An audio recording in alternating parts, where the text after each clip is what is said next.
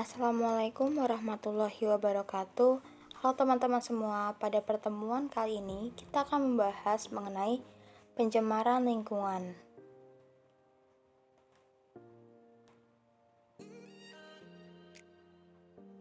Perkenalkan, kami dari kelompok 8 yang beranggotakan Dian Pengestuti, NPM terakhir 040, Bella Syafa dengan NPM terakhir 025, dan Wahyu Putri dengan NPM terakhir 045. Berikutnya, dalam pertemuan kali ini kita akan membahas mengenai pengertian pencemaran lingkungan, kerusakan lingkungan hidup, jenis pencemaran lingkungan, pencemaran air, dan pencemaran tanah. Pengertian pencemaran lingkungan. Berdasarkan Undang-Undang Lingkungan Hidup Nomor 32 Tahun 2009, pencemaran lingkungan adalah masuk atau dimasukkannya zat, makhluk hidup, dana, energi, atau komponen lain ke dalam lingkungan hidup oleh kegiatan manusia, sehingga melampaui baku mutu lingkungan hidup yang telah ditetapkan. Pencemaran lingkungan ini perlu mendapat penanganan secara serius oleh semua pihak, karena pencemaran lingkungan dapat berakibat terhadap gangguan kesejahteraan, kesehatan, bahkan berakibat terhadap jiwa manusia.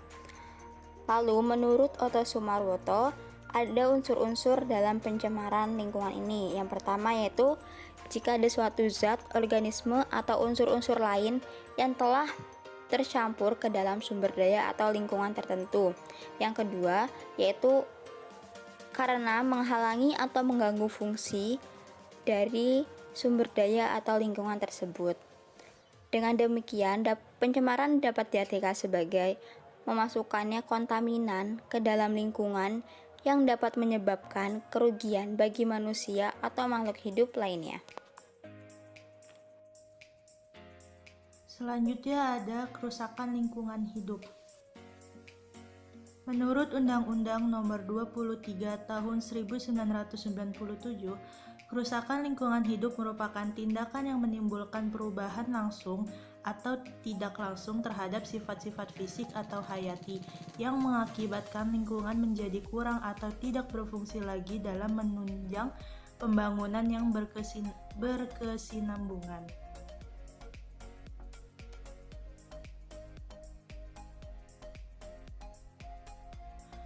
Kemudian, kerusakan lingkungan hidup dapat disebabkan oleh beberapa hal, yaitu yang pertama karena perilaku manusia. Kegiatan eksploitasi yang dilakukan terus-menerus tanpa adanya upaya untuk melestarikannya akan menyebabkan kerusakan lingkungan hidup. Yang kedua, kesulitan teknologi. Bagi masyarakat yang distribusi teknologinya belum merata seperti di Indonesia, banyak ditemukan kesulitan dalam mencari teknologi yang ramah lingkungan. Yang ketiga, masyarakat bersinergi. Rendahnya kerusakan lingkungan dapat terjadi karena masyarakat tidak memiliki kesamaan tujuan yang ingin dicapai, sehingga akan berdampak pada berkurangnya keinginan atau inisiatif masyarakat untuk memperbaiki lingkungan. Lalu ada faktor yang menjadikan kerusakan lingkungan hidup terbagi menjadi dua, yaitu ada faktor alami dan faktor buatan. Faktor alami biasanya karena banyaknya bencana alam dan cuaca yang tidak menentu menjadi penyebab terjadinya kerusakan lingkungan hidup. Bencana alam tersebut bisa berupa banjir, tanah longsor, tsunami, angin puting beliung, gunung meletus, ataupun gempa bumi. Selain berbahaya bagi keselamatan manusia maupun makhluk lainnya, bencana ini akan membuat rusaknya lingkungan. Yang kedua ada faktor buatan. Kerusakan lingkungan karena manusia bisa berupa adanya penebangan secara liar yang menyebabkan banjir ataupun tanah longsor, serta pembuangan sampah di sembarang tempat, terlebih aliran sungai dan laut akan membuat pencemaran. Selanjutnya ada jenis pencemaran lingkungan. Lingkungan dapat dikatakan tercemar jika dimasuki atau kemasukan bahan pencemar yang dapat mengakibatkan gangguan pada makhluk hidup yang ada di dalamnya. Gangguan itu ada yang segera nampak akibatnya dan ada pula yang baru dapat dirasakan oleh keturunan berikutnya. Kerusakan lingkungan akibat aktivitas manusia dimulai dari meningkatnya jumlah penduduk dari abad ke abad.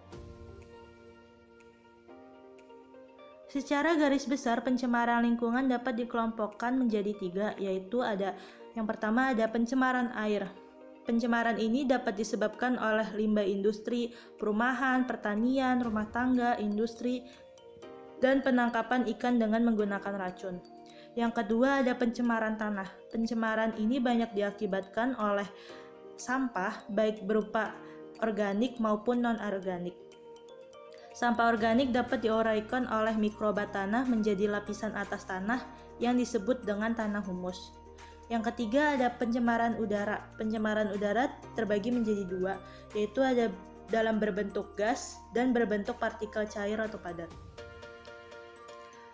Pada pencemaran udara berbentuk gas disebabkan oleh asap buangan seperti CO2, SO, SO2, CFC, CO, dan asap rokok. Kemudian pada pencemaran udara berbentuk partikel cair atau padat, partikel dalam bentuk cair biasanya berupa titik air atau kabut.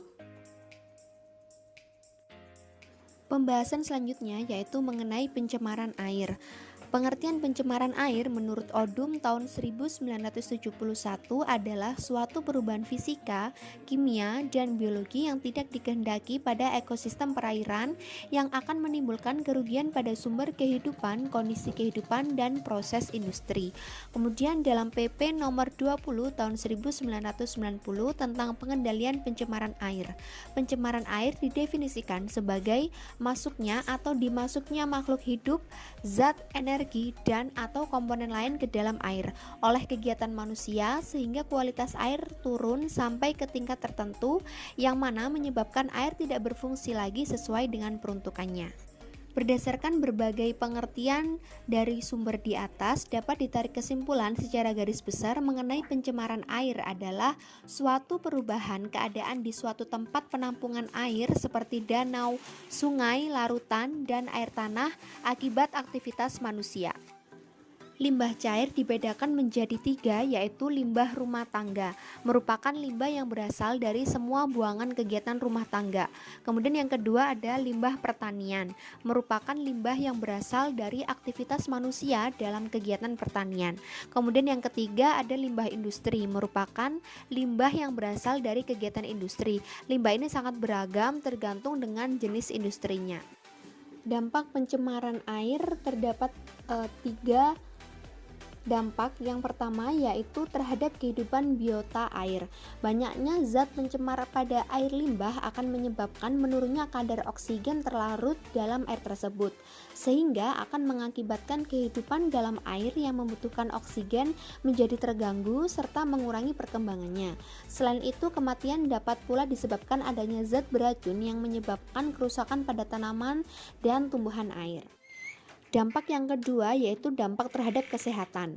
Dampak pencemaran air ini juga membahayakan bagi kesehatan manusia itu sendiri.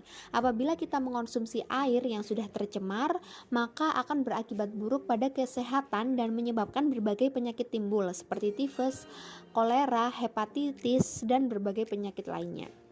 Kemudian yang ketiga ada dampak terhadap estetika lingkungan.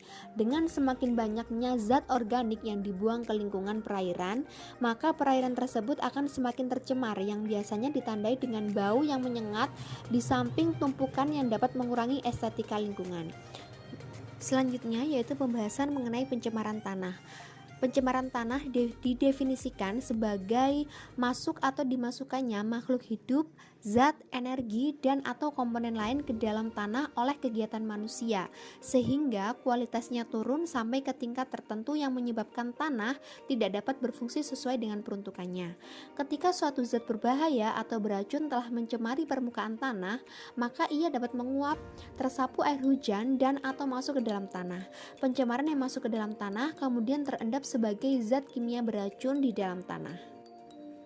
Pencemaran tanah disebabkan oleh yang pertama yaitu limbah domestik yang bisa menyebabkan pencemaran tanah bisa berasal dari daerah pemukiman penduduk, perdagangan, pasar atau tempat usaha hotel dan lain-lain, kelembagaan misalnya kantor-kantor pemerintahan dan swasta, dan wisata bisa berupa limbah padat maupun limbah cair. Nah, limbah padat ini berbentuk seperti sampah anorganik. Jenis sampah ini tidak bisa diuraikan oleh mikroorganisme, misalnya kantong plastik, bekas kaleng minuman, bekas botol plastik, air mineral, dan sebagainya.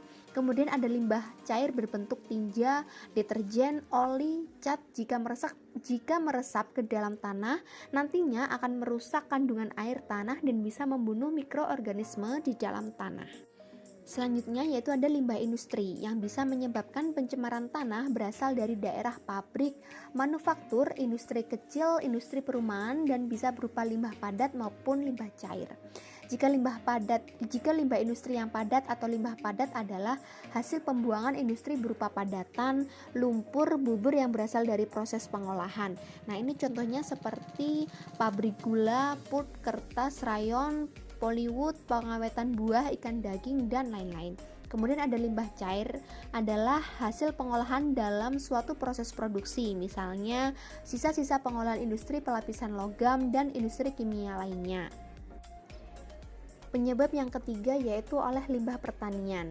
Limbah pertanian bisa menyebabkan pencemaran tanah merupakan sisa-sisa pupuk sintetik untuk menyuburkan tanah atau tanaman, misalnya pupuk urea, pestisida pemberantas hama tanaman, contohnya DDT.